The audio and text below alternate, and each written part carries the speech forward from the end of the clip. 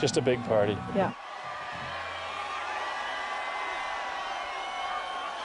Depended on one person, one promoter to do this. I mean, so I don't think that that's a good economy. Go to a tourist-based industry, then all of a sudden nobody can afford houses like this anymore. Nobody can afford to put a big fence around their yard. Now everybody's working for minimum wage, and that's right in every tourist-based economy. So people should fight violently against a tourist-based economy. Yeah.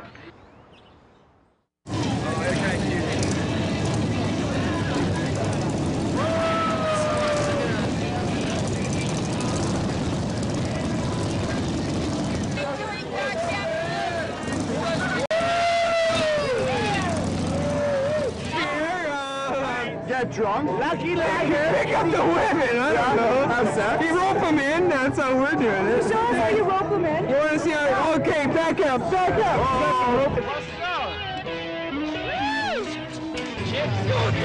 Come on. Come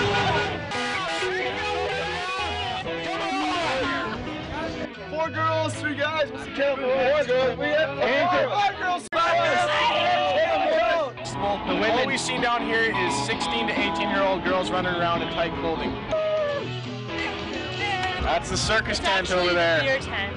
The beer tent. That's where all the real good times happen. Oh yeah, the little beer tent. We fit about 4 or 5 people in there. It's all good. It's all good.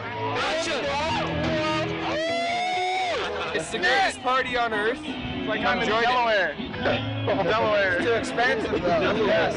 It's like the 3rd place to get laid in like all the country. That's trouble. You know what most of the people's intentions are then? Well, I mean, there's a saying at Merritt, what happens in Merritt stays in Merritt. So anything goes.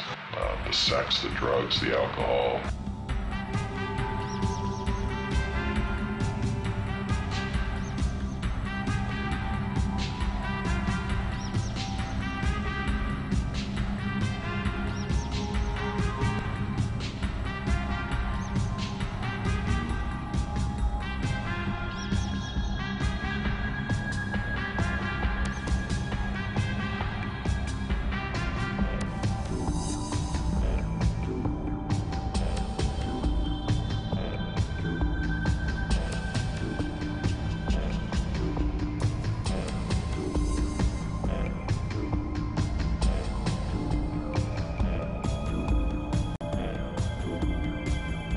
That was all in Campground C, because it looked like Amsterdam, and it was a free-for-all, just a lot of sex, a lot of beer flowing.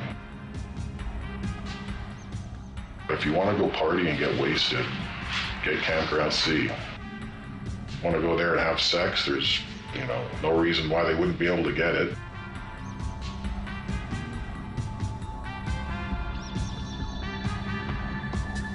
It's a country fest, and you got people playing rap music, and a lot of people just showed up just for the party, not to actually go watch country music.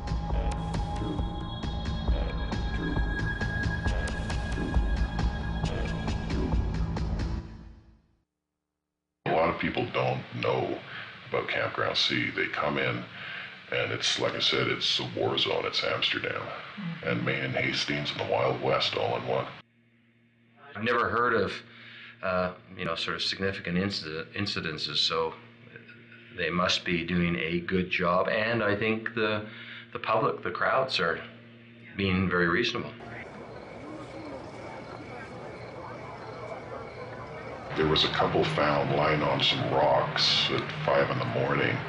The guy had his hand down the lady's pants. They woke him up, but the security couldn't wake her up, so they figured she had been drugged, so she was taken away in an ambulance. Guys were injecting the date rape drug into beer cans and covering the holes with crazy glue and then feeding them to the girls. A girl was found under a camper unconscious. Somebody had shoved her underneath there to come back for her later.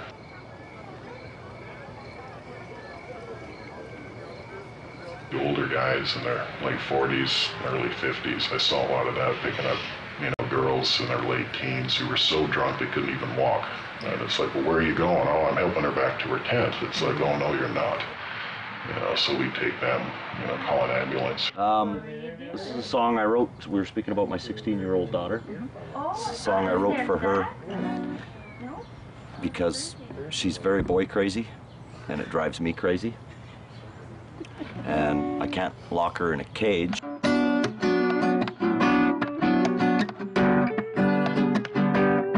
Well, she's too young to be broken,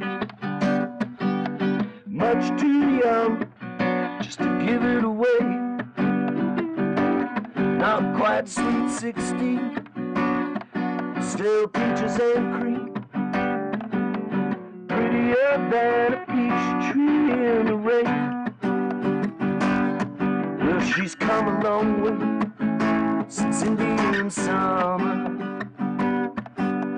changing her ways, getting much older. Drive me mad, the way boys look at her, lust in their eyes, lust in their eyes. But she's too smart to be broken. Around about 4 or 5 o'clock in the morning, you'd have a lot of the local kids sneaking into the site and stealing people's coolers and beer and whatnot, so we were chasing a lot of kids off the property. When I would get off work at 7 in the morning, and I would walk through the grounds there where the stage was, and it looked like a city dump. Well, of course, when you have that amount of people, you are damaging the grounds. I mean, from my understanding, it used to be, well, cows used to graze on the fields.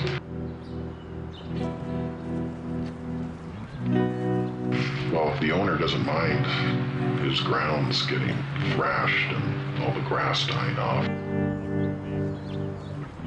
as long as people are able to pick up the garbage, so when Merritt leaves or the Music Fest leaves, it looks like there was no Music Fest.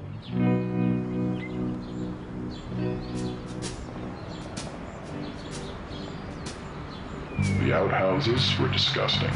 I don't think they expected the crowds that actually showed up because they were turtling, overfilling human, waste coming out of the doors when you'd open them up. Smell, I was downwind, and the smell, disgusting. The garbage cans were overfilling. There was a lot of garbage everywhere, but they were able to keep pretty good control on it because you had people constantly going around picking up garbage. As I was told, it got up to 150,000 people by the weekend. There could have been more security. I mean, but how do you police a crowd that big?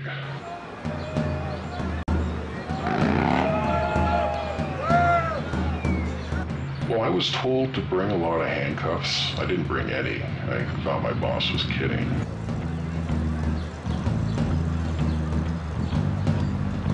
Well, I had no control over the crowd.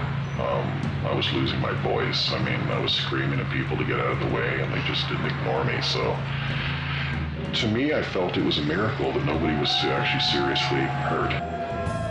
You got to be really careful because if you go in heavy-handed trying to control a situation, it could actually backfire, and you could turn into a riot.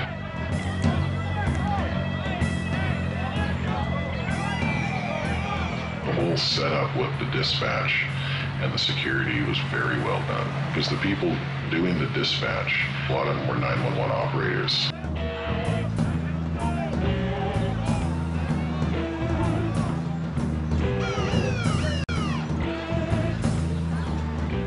You think of a country fest, I mean, you think of barbecues and beers and, and horses, and it's going out to the country to do some relaxation.